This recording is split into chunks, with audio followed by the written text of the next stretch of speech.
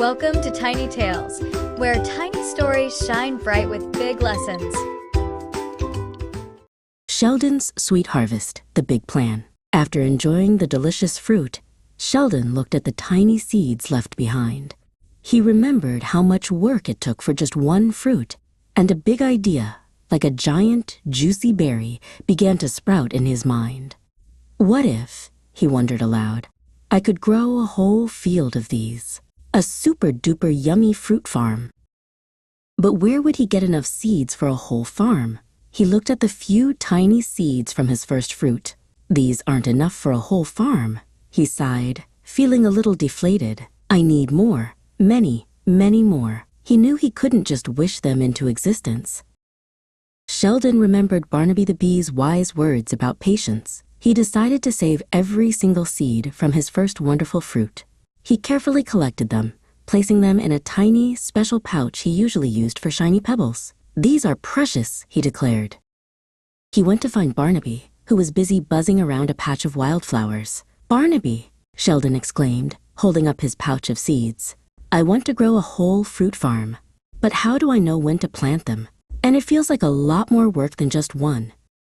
Barnaby landed on a bright red flower, wiggling his antennae. Ah, Shelldon, my friend.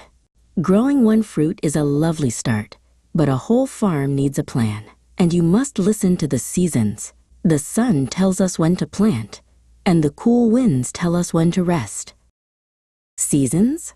Shelldon mumbled, scratching his head. He mostly just noticed if it was hot or not.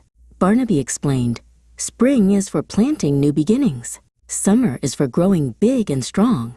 Autumn is for harvesting your sweet rewards, and winter is for resting and dreaming of next year's bounty. Shelldon looked at his seeds. It was still sunny and warm, but the leaves on some trees were just starting to turn a tiny bit golden. So it's almost autumn, he pondered. That means I should save my seeds for spring, right? Barnaby buzzed a happy, exactly.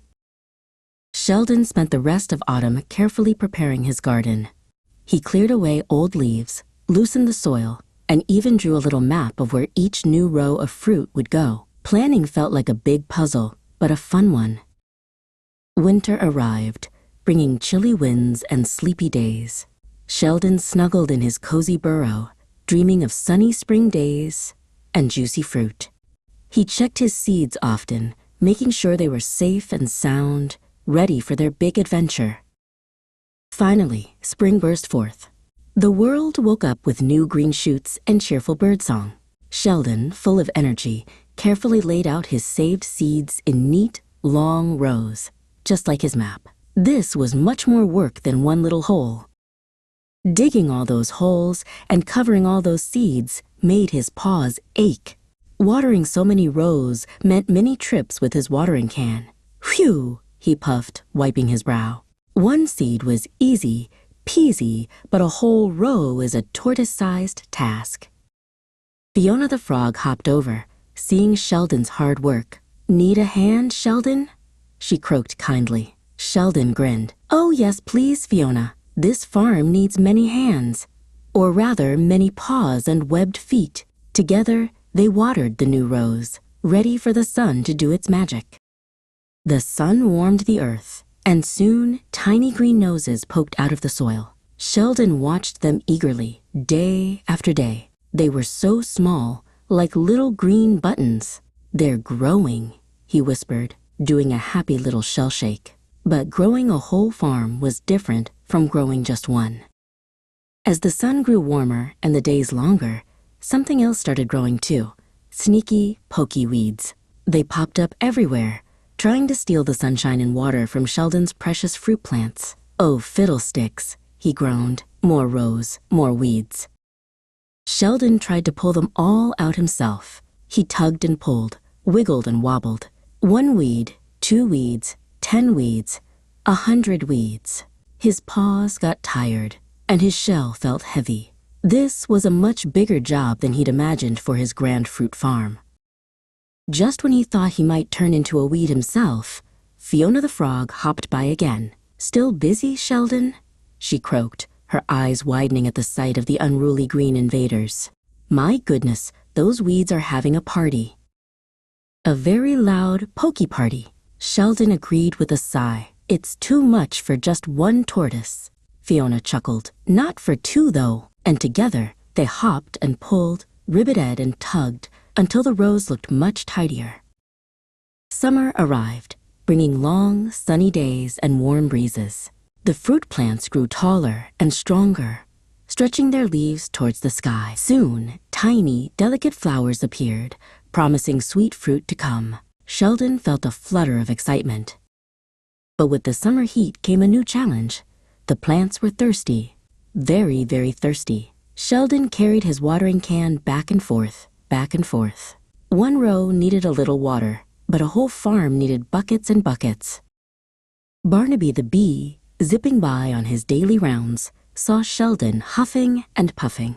"My dear Shelldon," he buzzed, hovering over a particularly parched plant.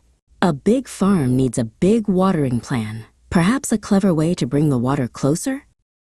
Shelldon thought hard. He looked at a long, sturdy leaf that had fallen from a nearby tree.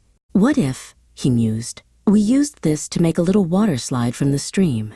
Barnaby's antennae wiggled with delight. Brilliant! A water delivery system. Together, they carefully positioned the leaf, guiding water from a small stream right to the first row of plants. Then they added more leaves, creating tiny, winding rivers that flowed down each row. Watering became much easier and even a bit fun. As summer began to fade into autumn, a wonderful sight appeared. The tiny flowers had turned into small, green bumps, which grew bigger and bigger, slowly changing color to a brilliant red. The fruit was finally ripening. Harvest time. Shelldon, Fiona, and Barnaby gathered baskets and baskets of juicy, sweet fruit.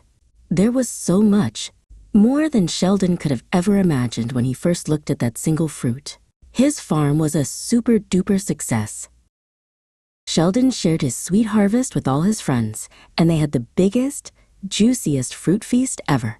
He learned that a big dream needs a big plan, lots of patience, and a little help from your friends. And saving those tiny seeds, that was the best idea of all. Thanks for watching Tiny Tales Time, kids. Don't forget to come back for more magical stories and big adventures.